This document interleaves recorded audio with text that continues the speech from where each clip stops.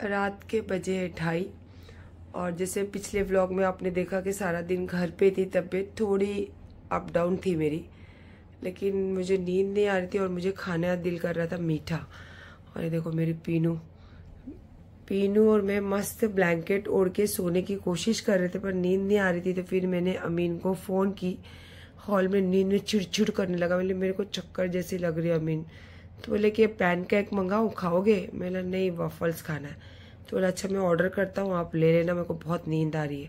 बोले अच्छा ठीक है। तो ये आ गया है वॉफल्स। बच्चे तो फुल नींद में, लेकिन बच्ची मेरे साथ जग रही है ना मेरी बच्ची। तो मैं खा रही हूँ वॉफल्स रात के 2:30 बजे। अस्सलाम वालेकुम।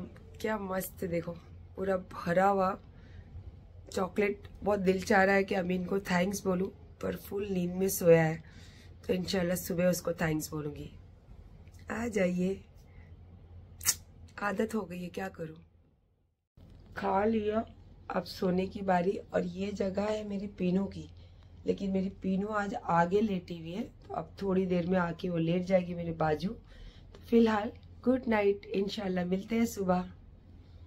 मॉर्निंग का ब्रेकफास्ट और आफ्टरनून का लंच ये है अमीन के लिए, और ये है मेरे और अली के लिए बनने वाला है लंच। तो ये सब चीजों के साथ गुड मॉर्निंग। ए पीनू गुड मॉर्निंग तो बोल, खाने में बिजी हो गई। पीनू कुछ नहीं सुनने का अभी। क्या मस्त हेल्दी नाश्ता। आज मेरा बहुत टाइम के बाद मन हुआ हाफ फ्राई खाने, वो भी इसलिए क्योंकि ये अमीन के लिए अंडे यहाँ पे बॉईल हो रहे हैं, और ये मेरी और मेरी सर्वेंट के लिए बन रही है चाय, और उसी के साथ मस्त देसी घी मार के ब्रेड टोस्ट। एंड एक यहाँ मैं थोड़ा ही खाती हूँ क्योंकि मुझे हेल्दी रहना और फिगर मेंटेन करना बहुत अच्छा लगता है। और हाँ, आज के व्लॉग में चेंबूर के इज्जतदार लोगों की इज्जत आपके सामने दिखाई जाएगी। भाई थक गया? आज तो वो मैचिंग कपड़े पहना निकाल के अपने से, जो मिले वो निकाल के पहना। लेकिन तू पहनता नहीं अपने से, आज तक तो कभी पहना नहीं। अच्छा लगा मेरे को, बड़ा हो गया तू भी ना। अभी लोग बोलते बड़ा हो गया, शादी कर दे, पर मेरे को मालूम मेरे बच्चे बड़े है कि छोटे, पर अच्छा लग रहा। और सोफा सर का थक गया भाई, इसमें क्या थक। अरे वाह भाई वाह। चालू है घर की सफाई, जैसे कि एक रूम करना पड़ता है। एक रूम आज कर लो तो एक रूम कल, तो कल एक रूम हो चुका है बेडरूम का, आज है हॉल की बारी। और हमारे साहबजादे का कॉल आ गया जिम से, वो निकल चुके हैं। तो चलो भाई, उनके लिए पहले कुछ नाश्ता या फिर लंच दोनों भी बनाना पड़ेगा मुझे। और ये लाए हैं केले का पत्ता, क्योंकि अली आज घर पे है। तो मैं आज मस्त मच्छी कड़ी और स्टीम राइस, चावल के पापड़, और उसके साथ प्याज दबा के, जैसे हाथ से ऐसे दबा के खाते ना, ऐसे बना के मैं और अली खाने वाले। जैसे अली की तो कुछ इतनी डिमांड नहीं रहती है, पर अमीन की ये बनाना पड़ता है मेरे को। चिकन, अंडा, डाइट वाला खाना, सब कुछ। किचन तो हो गया पूरा क्लीन, अब थोड़ा सा उसका खाने की तैयारी कर लेती हूँ। आने के साथ चालू होगी उसका बोमा बम। चलो भाई, हेल्दी सैंडविच किचन चैनल देखना जरूर। क्या दबा के आज खाने वाले हैं आप? भूख लग रही थी ना आपको तो बहुत। खा उसके लिए फिश कड़ी, और वो मेरे लिए फिश कड़ी बन रही है, तू मत खाना वो फिश। फ्राई भी करने वाली हूँ। ऐसा अकेले मजे ले रहे सब। आइए बिस्मिल्लाह करने के लिए। क्या मस्त मैंने फिश कड़ी खट्टी वाली एकदम और मसालेदार फिश फ्राई बनाई हो। आज मेरा तेरा खा पी के जल्दी फ्रेश हो जाओ, फिर बाद में बात करेंगे। आइए बिस्मिल्लाह करने के लिए। खाना खा के तो जो नींद लगी मुझे, बाप रे बाप। फिर उठने के बाद पता चला कि मगरिब भी होके चली गई। फिर उठी, आज मेरा था, तो नहाई धोई, अगरबत्ती वगैरह लगाई, बनाई अपने लिए चाय, और देखी तो घर में बच्चे कोई है नहीं। तो मैंने बोला कि चलो फिर कोई नहीं, तो आप लोग से थोड़ी बातें कर लूं। आपने देखा ही होगा व्लॉग, तो देखा आपने ये बेशर्म लोग कहाँ पे, कितनी पाक जगह पे, इतनी पाक मुकद्दस जगह पे मेरे से बात किए, अपने माफीनामा बोले, अपने बच्चे के हक में दुआ बोले, और हर चीज में भूल के फिर यहाँ से आने के बाद तबर्रुक लेने जब मेरे घर आए, हर चीज भूल के मैंने उनको अपने गले लगाई। यही जगह बैठ के मैं हमेशा इनको क्या बोलती हूँ कि मैं अजमेर से लाया हुआ ये तोहफा है मेरा, और मुझे ऐसा लगता है कि मैं हमेशा मेरे सरकार के दामन में बैठी हूँ। तो मैंने उसको इतना माफ करके अपने गले से लगा के इतना, मैंने चलो ठीक है, जो हो गया वो हो गया, कोई बात नहीं। लेकिन इतने बड़े बेशर्म लोग हैं, मुझे मालूम नहीं था जिस तरीके से नंगा नाच वो लोग नाच रहे, सिर्फ इसलिए क्योंकि उनको चैनल ग्रो करना है, उनको पैसे कमाना है, और फुकट में दूसरों की इज्जत को, जैसे कि किसी को होता है ना साइको प्रॉब्लम, किसी की इज्जत को खराब करके दिल को बहुत खुशी होना, ऐसे बहुत सारे लोग हैं दुनिया में। तो मुझे नहीं मालूम था कि इतने नीचे दर्जे के बेशर्म लोग हैं ये बोरी और ये हाफ बिरयानी। और रहा टकली का, देखो टकली का तो जो है वो दुनिया के सामने है। मैंने तो कल भी बोला था कि आओ बैठो बात करो, और मैंने आज देखा है कि उसने अपने चैनल पे एक रिकॉर्डिंग डाली अयूब की, तो तब तो आना चाहिए था क्योंकि अयूब से उस टाइम मेरी लड़ाई चल रही थी, अयूब मेरे से दूर था। तो जब वो चोखा उसको खुला बोला कि चलो जाओ, और उसके पहले भी एक रिकॉर्डिंग थी कि सायरा ने बोली है वीडियो में, तो उसको फोन करो और आ जाओ गरीब नवाज बैठ के बात करते। मैं तुम सच्चे हो, मैं तुमसे पैसे ली हूँ, तुमको मैं पैसा देने का हक रखती हूँ, तो तुम आते क्यों नहीं हो?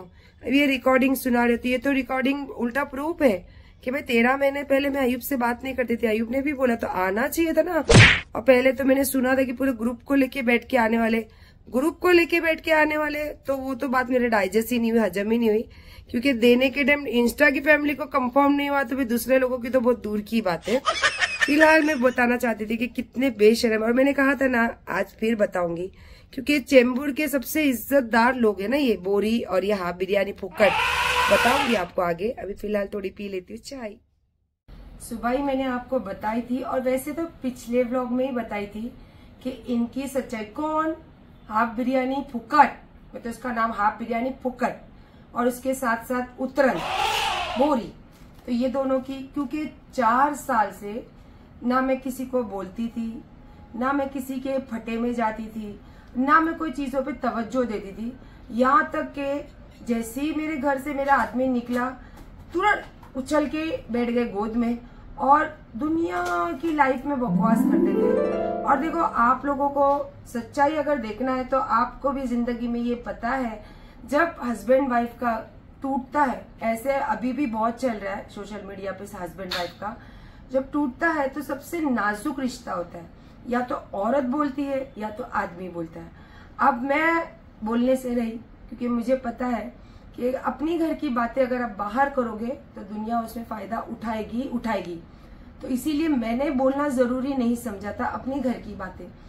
तो ये फुकट लोगों को क्या मौका मिल गया कि फटाफट जाके गोद में बैठ जाए अयूब के, और वो हल्के दिमाग का है, जो अब मुंह में आएगा ना वो बक देते, बाद में नहीं सोचते कि मैंने क्या बोला। फिर बाद में जब उनको एहसास घर वाले दिलाते तो बोलते नहीं यार मैंने को नहीं बोलना चाहिए था। यही आदत की वजह से अयूब से जिंदगी में मैं कभी छूटना नहीं चाहती, क्योंकि मैंने शादी की हूँ, उसके साथ कुछ पल निकाली हूँ, कुछ वक्त निकाली हूँ। इतना तो मैं जानती थी कि मेरा हस्बैंड कैसा है, तो इसीलिए मैं खामोश चलती थी, खामोश सुनती थी। लेकिन इनकी बातें मुझे बहुत चुभती थी, लेकिन मैं सोचती थी छोड़ो यार, इनकी बात में कोई मतलब नहीं है, वजन ही नहीं है, तो इनको बोलना क्या। लेकिन अब जो सच्चाई अगर दिखाने पे आई हूँ तो आपको बहुत अच्छी तरीके से सच्चाई दिखानी पड़ेगी ना मुझे, और वही दिखा रही हूँ। जैसे सोशल मीडिया पे आप लोगों ने बहुत सारे लोगों के चैनल पे इनकी सच्चाई देखी होगी, इसके सगे वालों ने क्या बोला वो देखा होगा, इसके दोस्त यारों ने क्या बोला वो देखा होगा। ये लोग हमेशा एक ब्लेम करते हैं मेरे ऊपर कि तेरे मोहल्ले वाले, तेरे एरिया वाले तुझ पे थूकते।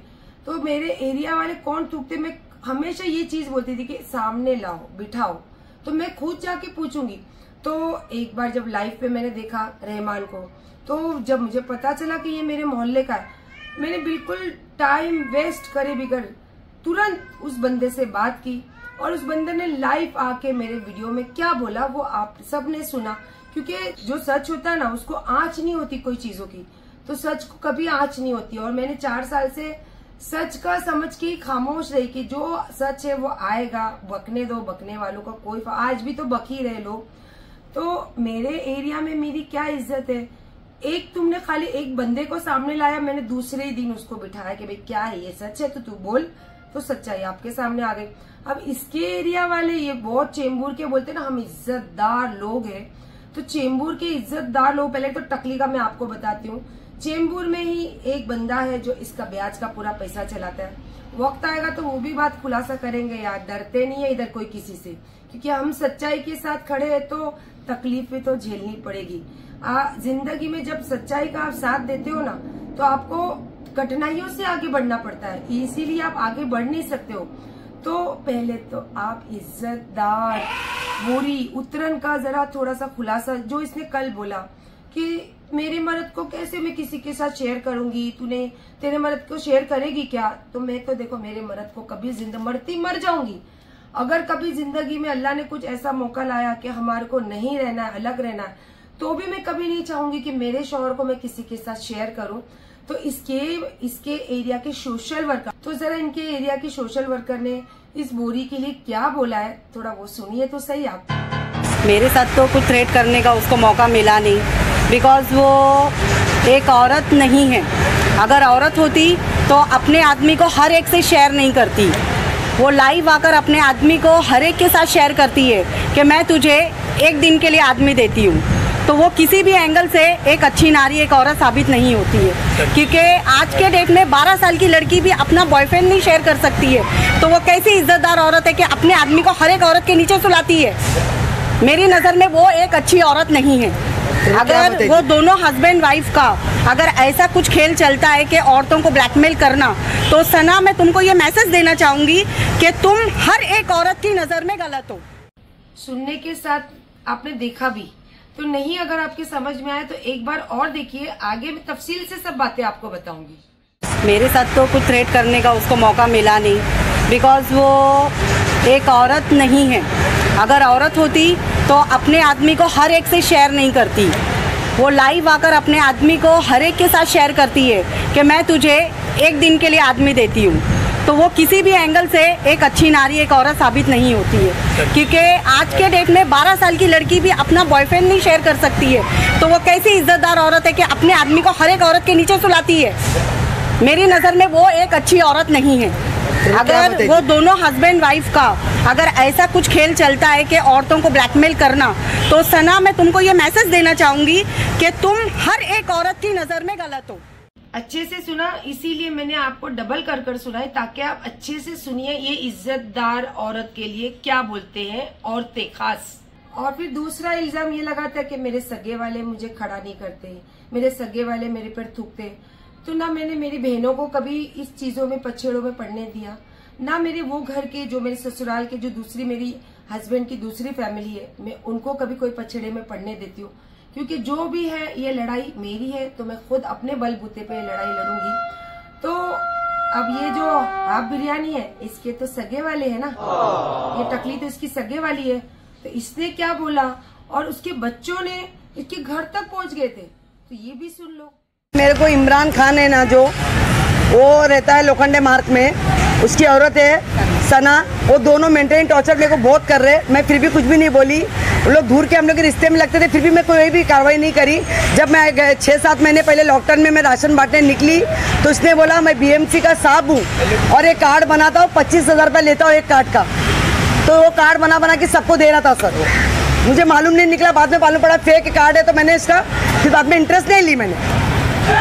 और अभी रोज सोशल मीडिया पे आके मेरे बच्चों को मेरे को बदनाम कर रहा है। वो रोज आधी रात में सोशल मीडिया में आता है, सना और इमरान लोग जानते हैं और दोनों इतनी गंदी गालियां देते हैं, और हमारे घर को, मेरी बहनों को, सब हमारे रिलेशनशिप में तमाम इतनी सारी चीज़ें इन लोग बोल रहे हैं। इतने लोग रोज़ रात में आते, इतनी बुरी गालियां और इतनी बातें देते, इससे इमेज भी ख़राब होती है। एक मुस्लिम जो कम्युनिटी, उनकी भी इमेज ख़राब होती है, और दूसरी जो घर में रहते माहौल, वो भी ख़राब होता है। मेरे पीछे कोई मर्द नहीं है, आदमी नहीं है, मेरी जान का खतरा। उसका भाई एक वांटेड है, क्योंकि पुलिस पे हाथ उठाने के लिए लोग पुलिस को मारे थे गए टाइम, तो वो हाथ उठाने के लिए एक भाई वांटेड है। एक जन आया है 6 महीने के बाद, और लाइट पानी का चोरी का बेचता है, लाइट चोरी का लगाता है, और लोटन में उसने गोवा, मानिकचंद, दारू सब बेचा, शराब, वो सब प्रूफ मेरे CC कैमरे में भी आएगा बोलते हुए, गांजा वगैरह सब, उन लोगों का धंधा ही है वही है। अब ये सुना आपने, इसकी सगे वाली है ना भाई, तो इसकी सगे वाली ने दुनिया के सामने, सोशल वर्कर लोग के सामने, और सबसे ज्यादा रिस्पेक्टफुल जो हमारी मीडिया होती है मीडिया के सामने ये सब चीजें बोली है, तो इसमें मेरे सगे वालों ने मेरे पर थूका, मेरे एरिया वालों ने मुझ पे थूका, ये कहाँ साबित होता है? साबित क्या होता है वो आपको भी पता है। इसीलिए तो आप लोगों को दिखा रही हूँ कि देखो इज्जतदार लोग ऐसे होते हैं। अब रहा आज की लाइफ पे आके उछल उछल के बोलना और ये फुकट। आशीष का सवाल मैंने किया क्योंकि तूने एक सवाल किया। ये कोई भी आदमी को लाके अपने बेटे को बाप बोलेगी तो वो बोलेगा, कोई भी आदमी को नहीं लाई हूं मैं। टिकटॉक से यूट्यूब तक एक ही आदमी है मेरे साथ, और वो भी है मेरा निकाह वाला, जो अपने घर में अपनी औरतों के साथ, अपने घर वालों के साथ इज्जत के साथ बिठाया है। तो इसको मैंने क्या किया? साबित किया। तो तू साबित कर कि आशीष कौन है और तेरे जो बच्चे हैं किसके। रही अब ये सारी बातें, आशीष की बात देख, तू सच तो बताएगी नहीं क्योंकि तुझे सच बोलना आता भी नहीं है और सच बोलना तेरे खानदान में सिखाया भी नहीं। और सच बोलने को भी झूठ बना के लोग बोलते हैं, है ना? तो तू झूठ बना के ही बोल, लेकिन बोल तो सही, बता तो सही। और बाकी रही सच की बात, तो मैं बैठी हूँ ना बेटा, टेंशन मत ले, मैं सब तफसील से बताऊंगी और दिखाऊंगी भी। डोंट वेरी, जरा भी टेंशन नहीं लेना। और फिलहाल तो व्लॉग में करूंगी एंड, क्योंकि मेरा किसी से कोई लेना देना नहीं था। मेरे को इल्जाम लगाया गया, मेरे बच्चों पे इल्जाम लगाया गया, और लेना देना किससे था? टकली से था। अगर वो कुछ बात करती, वो बैठती, मैं बैठती तो बात होती, लेकिन बीच में फुकट लोग जो इंटरफेयर कर रहे, तो इनकी असलियत तो दिखाना पड़ेगा। और सबसे जरूरी सवाल है आशीष, जो तू झूठ ही सही लेकिन बता तो सही। बस मेरे से एक बार ये बात छेड़ तो सही, तो फिर मैं तेरे को बताती हूँ कि सच क्या है और झूठ क्या है। और बाकी रहा एरे गेरे नत्थू खैरे, कितना भी सोने का कटोरा लेके भी आके भीख मांगेंगे ना तो भी मैं नहीं दूंगी। बस लगे रहो। मैं हमेशा ही मेरे रास्ते पे जब चलती हूँ ना, तो 1000 कुत्ते भौंकते हैं, मेरे को फर्क नहीं पड़ता है, क्योंकि मुझे पता है कि मेरे रास्ते पे मुझे चलना है। तो फिलहाल बेटा आशीष की बात आई है तो कर आशीष की बात, बाकी का खुलासा मैं करूंगी।